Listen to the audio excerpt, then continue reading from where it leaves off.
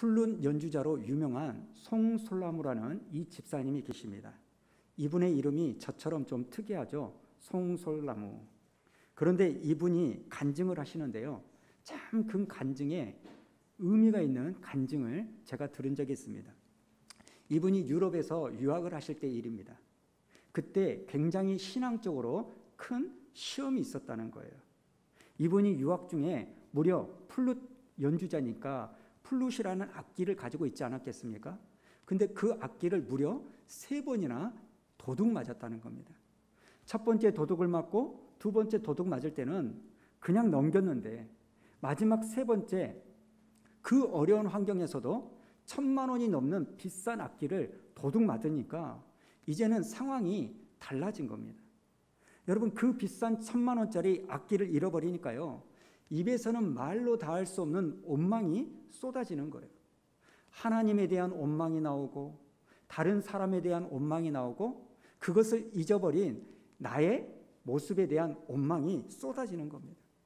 그리고 엎친 데 겹친 격으로요, 자기가 어렸을 때 자기를 키워줬던 이 할머니가 돌아가시는 이 사건을 경험하니까 이 송솔나무 집사님 마음에 이루 헤아릴 수 없는 큰 상실감이 찾아오더라는 겁니다. 그리고 그 상실감으로 인해서 결국 하나님을 멀리 떠났다는 겁니다. 그리고 시간이 오래 흘러서 이제 자기가 한국에 돌아와서 일을 하는데 음악적으로 굉장히 성공해가지고 돈을 많이 벌었다는 겁니다. 영화나 드라마, 뮤직비디오, 이런 OST라든지 음악 작업을 통해서 굉장히 자기의 이름이 알려지게 되었고 돈을 많이 벌었는데, 문제는 뭐냐면 그 기간 동안 무려 7년 이상을요, 하나님을 잊어버리고 살았다는 거예요. 그러던 어느 날 자기와 아주 친한 형이 자꾸 교회 가보자, 교회 다녀야 된다, 자꾸 이러니까 그 형의 간청으로 어떻게 했냐면 그 형이 다니는 교회를 찾아갔는데 그때 하나님의 음성을 들었다는 겁니다. 이 송솔나무 집사님이 이렇게 간증을 하는 겁니다. 그날 목사님이 이런 말씀을 하셨습니다. 지금 하나님께 돌아오고 싶은 사람은 자리에서 일어나세요. 형이 옆에서 툭툭 쳤는데 꿈쩍도 안 했지요.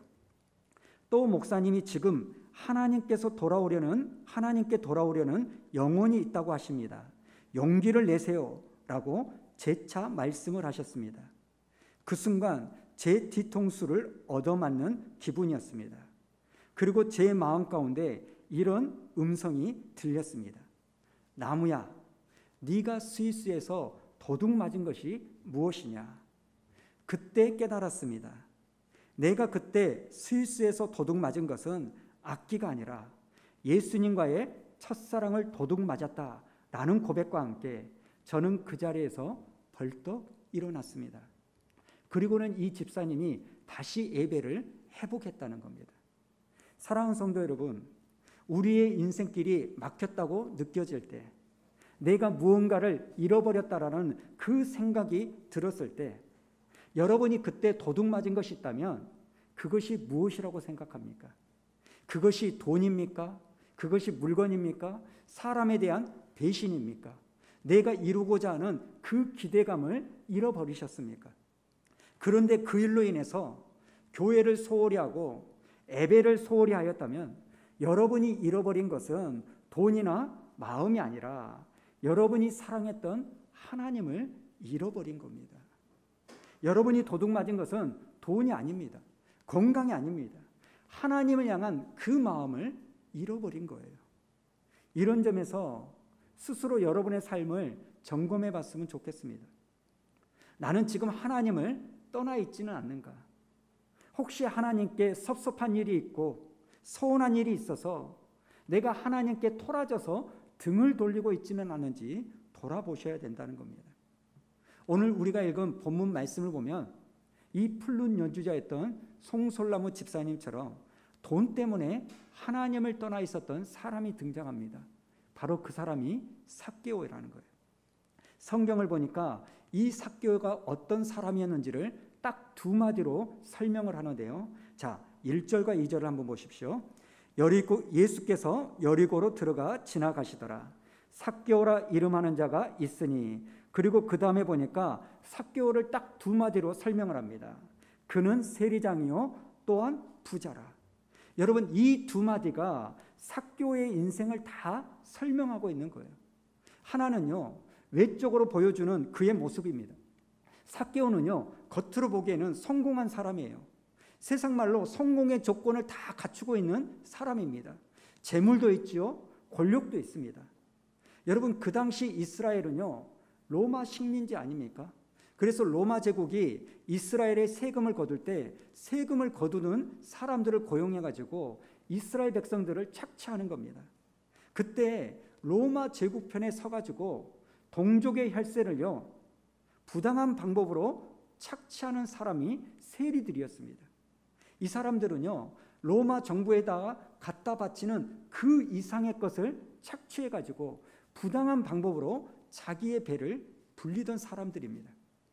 그런데 이 삭개오는요, 그 세리들 중에 세리장입니다.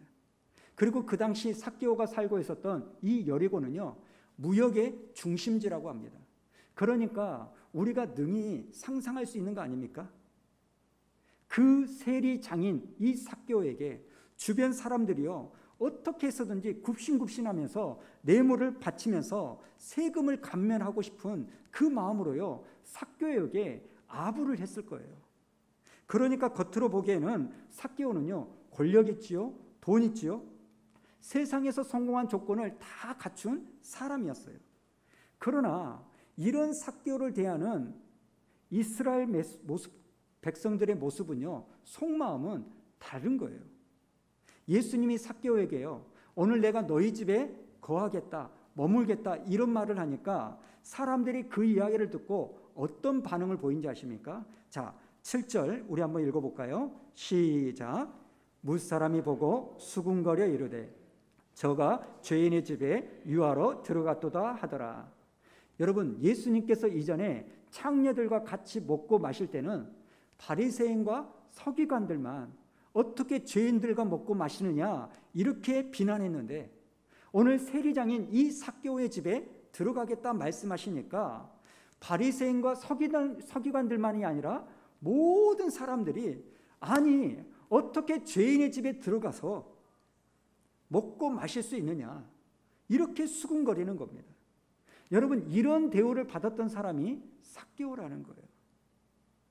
여러분, 이 삭개오는요, 돈은 많이 벌었는지는 모르지만 그 돈 때문에 하나님으로부터 멀어진 인생이라는 겁니다. 그래서 저는 오늘 이 삭개오의 모습을 통해서 이 삭개오가 예수님을 만나면서 돈만 쫓던 그의 인생이 변화되는 이 모습을 보면서 우리의 삶을 점검해 보기를 원하는데요. 여러분, 오늘 말씀을 가만히 보니까요, 삭개오는 예수님을 만나자마자 자기 문제의 근본적 원인이 어디 있는지를 아는 눈을 가지게 되었다는 겁니다. 여러분, 지금 삭개오가 예수님과 만나자마자 무슨 말을 합니까? 자, 8절을 우리 한번 읽어볼까요? 8절 시작. 삭개오가 서서 주께 여짜오되 주여 보시옵소서, 내 소유의 절반을 가난한 자들에게 주겠사오며 만일 누구의 것을 속여 빼앗은 일이 있으면 내 갑절이나 갚겠나이다. 여러분, 왜 삭개오가요 이런 파격적인 조건을 내겁니까? 삭개오는요, 예수님을 만나고 나니까 지금까지 자기에게 있었던 문제의 원인이 어디에 있었는지를 안 거예요. 여러분, 한번 생각해 보십시오. 사실 삭개오도요, 상처가 많은 사람입니다. 물론 삭개오 때문에 주변 사람들의 상처가 참 많이 있었지만 삭개오도요, 주변 사람들 때문에 상처를 많이 받았습니다. 여러분, 죄성을 가진 우리는요, 자기가 한 짓은 잘 생각하지 못합니다.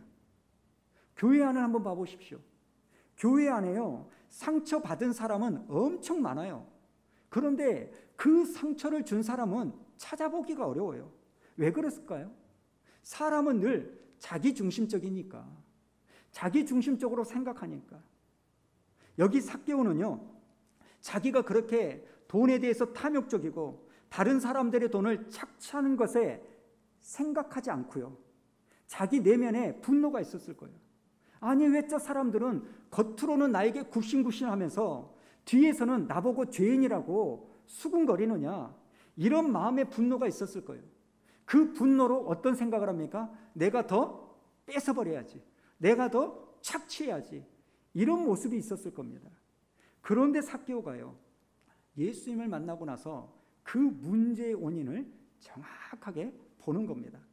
아, 내가 이런 짓을 했기 때문에 그렇구나. 모든 것은 그런 행동을 했던 나에게 원인이 있구나. 이걸 깨닫는 겁니다.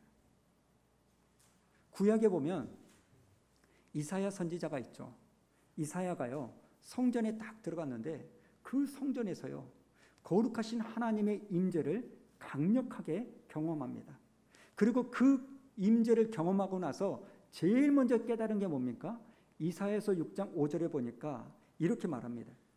그때에 내가 말하되 화로다. 누구요? 나요. 망하게 되었도다. 여러분, 우리의 삶의 모든 문제의 회복은요, 그 문제의 원인을 정확하게 파악하는 데서 시작된다는 것을 기억하셔야 됩니다. 우리가 병원에 가서 치료를 받을 때 나타나는 증상만 가지고 치료받으면 여러분, 이건 치료가 되지 않습니다. 이 병이 왜 생겼는지 근본 원인을 알고 치료를 해야 완치가 가능한 것처럼, 여러분, 우리의 삶에 수많은 문제와 갈등이 있지 않습니까? 여러분, 그 문제의 원인이 어디에 있는지를 분명히 봐야 되는 거예요. 그런데 안타까운 게 뭐냐면 우리에게는요, 그것을 파악할 능력이 없어요. 왜요? 우리는 항상 남 탓을 하는 존재이기 때문에. 오늘 삭개오는 예수님을 만남으로 말미암아 자기의 문제가 어디에 있다는 것을 정확하게 알았습니다. 아, 내가 문제구나. 내가 돈을 벌고자 다른 사람의 눈에 피를 흘리게 해서라도 내가 착취했기 때문에 이런 일을 당하는 거구나. 지금 삭개오가요, 자기의 문제의 원인을 정확하게 알고 신앙을 회복하게 되었던 것처럼 오늘 예배드리는 저와 여러분의 삶의 모습 가운데 하나님의 눈으로 우리의 문제를 봄으로 말미암아 그 문제의 원인을 정확하게 직시할 수 있는 은혜가 있기를 축복합니다. 이렇게 삭개오는 자기 문제의 근본적 원인을 알게 되자 어떻게 합니까? 자기의 생각과 자기의 마음을 고쳐먹기 시작합니다. 여러분, 지금까지 삭개오는요, 잘못된 생각을 가지고 살았지 않습니까? 그것은 돈이 최고다. 돈 버는 것이 내 인생의 최고 우선순위다. 까짓 거. 돈을 벌 수만 있다면 사람과의 관계 깨지는 거 아무 상관없다. 이렇게 살았습니다. 그랬는데 삭개오는 예수님을 만나고 나서 이것이 잘못된 생각이라는 것을 알고 어떻게 합니까? 돈은 섬기는 대상이 아니라, 끌려다니는 대상이 아니라 사용하는 도구구나, 이걸 압니다. 그리고 철저하게 돈 중심적인 삶이 아니라 하나님 중심적인 삶을 살겠다고 결심을 하는 겁니다. 그리고 그것을 드러내는 표현 중에 하나가 아까 우리가 읽었던 8절이요. 삭개오는 자기 재산의 절반을 가난한 사람들에게 나눠주고 남의 것을 빼앗은 적이 있다면 4배랑 갚겠다, 이렇게 말합니다. 여러분, 이것은요, 지금 삭개오가 예수님 만난 것에 흥분해가지고 벙벙벙벙 뛰어가지고 즉흥적으로 말한 게 아닙니다. 여러분, 자기 소유의 절반을 가난한 자에게 주고 남의 것을 빼앗은 경우가 있으면 4배로 갚겠다, 이 말은요, 구약의 율법의 근거에서 내가 이제 하나님 말씀에 순종하는 삶을 살겠다, 이걸 말하는 겁니다. 지금 삭개오는요, 자기 인생의 주인을 돈으로 삼지 않고 하나님으로 삼겠다, 이걸 고백하는 거예요. 여기서 우리가 오해하면 안 됩니다. 아, 예수 믿으면 돈 다 내놔야 되나? 아닙니다. 그리고 또 하나, 삭개오가 이렇게 돈을 내놨기 때문에 구원받았구나? 아닙니다. 여러분, 우리가 하나님의 자녀로 구원받았기 때문에 그 받은 감사로, 증거로 내 생각과 마음을 고쳐먹는 겁니다. 여러분, 구원은요, 오직 예수 그리스도의 은혜로만 된 줄로 믿습니다. 우리가 사실 생명의 상 큐티를 하고 있잖아요. 지금 마태복음 6장을 이제 보게 되는데요, 6장 24절에 보니까 예수님께서 굉장히 놀라운 이야기를 합니다. 자, 6장 24절 우리 한번 볼까요? 다 같이 있습니다. 시작. 한 사람이 두 주인을 섬기지 못할 것이니 혹 이를 미워하고 저를 사랑하거나 혹 이를 중히 여기고 저를 경히 여김이라. 너희가 하나님과 재물을 겸하여 섬기지 못하느니라. 여러분, 지금 예수님께서 굉장히 충격적인 이야기를 해요. 하나님과 유일한 라이벌이 있는데 그게 뭐라고요? 재물, 돈이라는 거예요. 여러분, 돈에는요 영적인 파워가 있습니다. 세상적인 힘이 있어요. 그래서 그 돈을 어떻게 쓰느냐를 보면 그 사람이 하나님과 어떤 관계를 맺느냐, 그것을 알 수가 있는 겁니다. 사실 저는 이번 설교 주간 준비하면서요 마음의 부담이 있었습니다. 2021년도 새해를 시작하면서 우리의 신앙생활을 점검하자, 이 찬양 의미로요 5가지 주제, 예배, 말씀, 기도, 물질, 전도, 이걸 정해서 말씀을 나누는데요. 사실 제가 돈에 대해서, 헌금에 대해서 이야기를 좀 하자니 어려운 삶을 살고 있는 성도들이 이 말씀을 듣고 부담을 느끼면 어떠나, 이런 무거운 짐이 있었습니다. 여러분은 오늘 설교 제목을 보고서 어떤 생각이 드셨습니까? 기대가 되셨습니까? 답답하셨습니까? 아니면 아무런 생각이 없으셨습니까? 사실 설교 때 헌금 이야기를 들으면 부담스럽고 답답한 그런 이유가 있죠.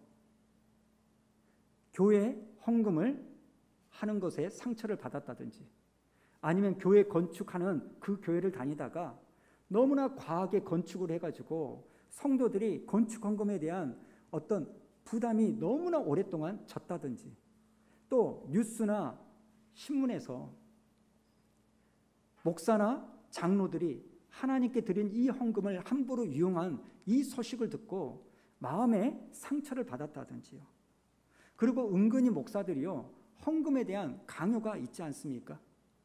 헌금을 드린 사람들을 쭉 봉투를 보면서 그들을 위하여 축복 기도한다는 미명하에 은근히 그들의 이름을 공개하면서 너희도 헌금해야 된다, 이런 강요가 있다든지, 또 직분자를 세울 때 장로는 얼마, 권사는 얼마, 안수집사는 얼마, 이런 일들을 받기 때문에, 그리고 경제적 상황이 내가 여유롭지 못하기 때문에 헌금하는 것에 대해서 마음이 참 많이 닫혀 있다고 생각합니다. 그러나 여러분, 헌금은요 괴로운 게 아니라, 슬픈 게 아니라, 부담스러운 게 아니라 기쁜 겁니다. 여러분, 우리가 하나님께 받은 여러 가지 복이 있는데 그 중에 하나가 하나님께 헌금하는 복이 있다는 것을 여러분 아십니까? 우리가 헌금을 하는데, 많고 적금을 떠나서 내가 이 헌금을 하는데 기쁜 마음으로 하는 그 복이 있다는 겁니다. 고린도후서 9장 7절을 한번 보도록 할까요? 새 번역으로 우리 한번 읽어봅니다. 시작. 각자 마음에 정한 대로 해야 하고 아까워하면서 내거나 마지못해서 하는 일은 없어야 합니다. 하나님께서는 기쁜 마음으로 내는 사람을 사랑하십니다. 여러분, 많이 드려서가 아니라 금액에 상관없이 하나님께 헌금을 드릴 때, 마지못해서가 아니라 기쁜 마음으로 드리는 복이 있다는 겁니다. 저는 오늘 예배 드리는 저와 여러분이요 이렇게 하나님 앞에 헌금을 할 때 기쁜 마음으로 드리는 이 복이 소유된 줄로 믿습니다. 예전에 제가요 교회를 개척한 지 얼마 안 됐을 때 좀 당황스러운 이야기를 들은 적이 있어요. 그게 뭐냐면, 목사님, 수완우리교회는 참 좋아요. 그러니까 제가 귀가 확 쫑긋해지지 않습니까? 아니, 뭐가 그렇게 좋으세요? 그랬더니 이분이 이렇게, 수완우리교회는요 예배 때 헌금 바구니를 돌리지 않아서 참 좋아요. 제가 그 이야기를 듣고요 좀 민망했어요. 여러분, 헌금 바구니를 돌리지 않는 것은 좋고 나쁨의 문제가 아닙니다. 수완우리교회가 예배 때 헌금 바구니를 돌리지 않는 것은요, 헌금은 미리 준비해서 드리는 것이지, 헌금 시간에 그때 돼서야 주머니에 빼가지고 교회에 와서야 넣어가지고 드리는 이것이 아니다.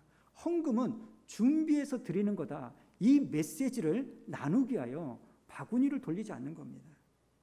여러분, 헌금은요 결코 부담스러운 것이 아닙니다. 우리가 정말 하나님을 믿고 하나님의 자녀가 된 것이 맞다면 헌금은 즐거운 겁니다. 성경을 보면 하나님의 사람들은 한결같이 헌금하는 것을 기뻐했습니다. 다윗은요, 하나님께 성전을 짓고자 하는 소원이 있었어요. 그런데 하나님께서 안 돼. 너는 성전 지을 수 없어. 그런 이야기를 듣자 다윗이요, 아싸 좋다. 돈 굳었네? 이러지 않고 자기 아들이 성전을 지을 수 있도록 성전의 모든 물품을 준비를 했습니다. 그러면서 역대상 29장에 보니까 이런 이야기를 하는데요. 14절 우리 한번 읽어봅니다. 시작. 나와 내 백성이 무엇이기에 이처럼 즐거운 마음으로 드릴 힘이 있었나이까. 모든 것이 주께로 말미암아 싸우니 우리가 주의 손에서 받은 것으로 주께 드렸을 뿐이니라. 기쁜 마음으로 드렸다는 거예요. 누가복음 7장을 보면 한 여자가 예수님의 발 앞에 엎드려 향유 옥합을 깨뜨려 드립니다. 여러분, 이것을 예수님이 싫어하지 않았어요. 오히려 예수님은 기뻐하셨습니다. 그런데 기뻐하신 이유가 뭔지 아십니까? 향유 옥합을 드렸기 때문에 기쁜 게 아닙니다. 누가복음 7장 47절에 보니까 이렇게 말합니다. 이는 그의 사랑함이 많음이라. 이 향유 옥합을 통하여 그 사랑을 예수님께 고백했기 때문에 예수님은 그것을 기쁘게 받으셨어요. 그러니까 여러분, 우리가 드리는 헌금의 의미가 뭐냐면 하나님은 나에게 있어서 이렇게 귀한 분입니다 라는 신앙 고백의 적극적 표현입니다. 그러니까 우리가 드리는 이 헌금은요, 내가 하나님을 얼마나 귀하게 여기는지를 보여줄 수 있는 적극적 신앙 고백이라는 거예요. 따라서 하나님께서 우리의 그 헌금을 보시고 중심을 보시는 분이니까, 야, 네가 나를 이렇게 생각하는구나 라고 하시면서 우리의 예배를 받으시는 거예요. 그래서 예수 믿는 사람에게 있어서 가장 기쁜 시간 중에 하나가 뭐냐면 하나님 앞에 헌금 드리는 시간이 가장 기쁜 시간입니다. 요즘 기독교 주변을 보면 11조 논쟁이 좀 있어요. 무슨 논쟁이냐면, 아니 11조는 구약에 나오는 율법 아니냐, 신약 어디를 봐도 11조를 내라, 11조를 했다, 이 말이 어디 있느냐, 이렇게 하면서 11조 낼 필요 없다. 근데 여러분, 아닙니다. 이것은요, 우리가 정말 하나님을 믿느냐 안 믿느냐 이 차이라는 거예요. 하나님이 실제로 믿어지지 않으면 11조 하라는 이 말은요, 손에 칼만 안 든 강도 같은 거예요. 오늘 이 자리에 계신 분들 중에 11조나 헌금을 하지 않아도 되는 분들이 있습니다. 교회와 복음을 알게 하여 교회는 다니지만 아직 예수님을 나의 구주와 주님으로 영접하지 못하신 분들은 억지로 헌금하실 필요가 없습니다. 누구 눈치 때문에 하실 필요가 없어요. 그러나 여러분, 내가 세례를 받고 내가 침례를 받고 하나님이 실제로 믿어지는 이런 분들은, 여러분, 내가 헌금하지 않고 11조 않는다? 하나님이 내 인생의 전부입니다. 하나님의 것을 내 것이라고 여기는 죄를 짓는 겁니다. 서두에도 말씀드렸지만 돈에는요, 힘이 있어요. 그 돈을 어떻게 쓰느냐가 나의 발걸음이라는 겁니다. 성경이 헌금에 대해서 강조하는 것 중에 하나가 헌금은 축복의 길이다, 이걸 말합니다. 고린도후서 9장 6절을 한번 보도록 할까요? 우리 한번 읽어봅니다. 시작. 이것이 곧 적게 심는 자는 적게 거두고 많이 심는 자는 많이 거둔다는 말이로다. 여러분, 저는 이 말씀을 여러분에게 읽히고 난 다음에 헌금을 많이 한 사람이 하나님께 많은 축복을 주실 것이다, 이런 설교를 하고 싶지 않습니다. 왜냐하면 헌금은요, 축복을 계산하며 하는 게 아닙니다. 계산하여 드린 헌금은요, 기쁨으로 드릴 수가 없습니다. 하나님은 이미 우리에게 모든 것을 다 주셨습니다. 독생자 예수 그리스도를 우리에게 주셨는데 더 이상 뭘 더 주시겠습니까? 우리가 하나님께 드리는 이 헌금은요, 그 은혜에 대한 감사일 뿐이라는 겁니다. 오늘 말씀을 좀 마무리하겠습니다. 저는 올해 우리 교회 성도님들에게 물질의 축복이 충만하게 임하기를 원합니다. 그리고 여러분을 위하여 기도할 때 저는요, 그것을 놓고 기도할 겁니다. 하나님, 물질의 복을 열어주십시오. 물질의 묶임이 풀려지기를 원합니다. 그러나 여러분, 이것보다 더 중요한 게 뭐냐면 올 한 해 작년처럼 돈에 끌려다니는 1년을 살 것이 아니라 올 한 해는 하나님이 주신 그 돈을 잘 사용하는 한 해가 되기를 소원하는 이 마음이 있으셔야 되는 겁니다. 사실 돈 싫어하는 사람이 어디 있습니까? 저도요, 돈 좋아합니다. 돈 싫어하지 않습니다. 왜 돈을 좋아할까요? 돈 있으면요, 아쉬운 소리 하지 않고요. 돈 있으면요, 하고 싶은 거 할 수 있고요. 돈 있으면요, 뭔가 좋은 일도 많이 하니까. 자식들 잘 키울 수 있으니까. 그런데 문제는 그러다 보니까 어느 순간 사용되어져야 되는 도구인 돈이 나의 인생의 주인이 되어서 돈에 끌려다니는 삶을 살다 보니까 어느 순간 하나님은 잃어버리는, 그 송솔라모 집사님처럼 악기를 잃어버린 게 아니라 하나님을 잃어버리는 삶을 사는 사람들이 너무너무 많다는 겁니다. 저는 이번 한 해 여러분의 물질관을 잘 점검하셔서 여러분, 하나님이 주신 일용할 양식을 잘 사용함으로 돈에 끌려다니지 않는 여러분이 되기를 주님의 이름으로 축복합니다.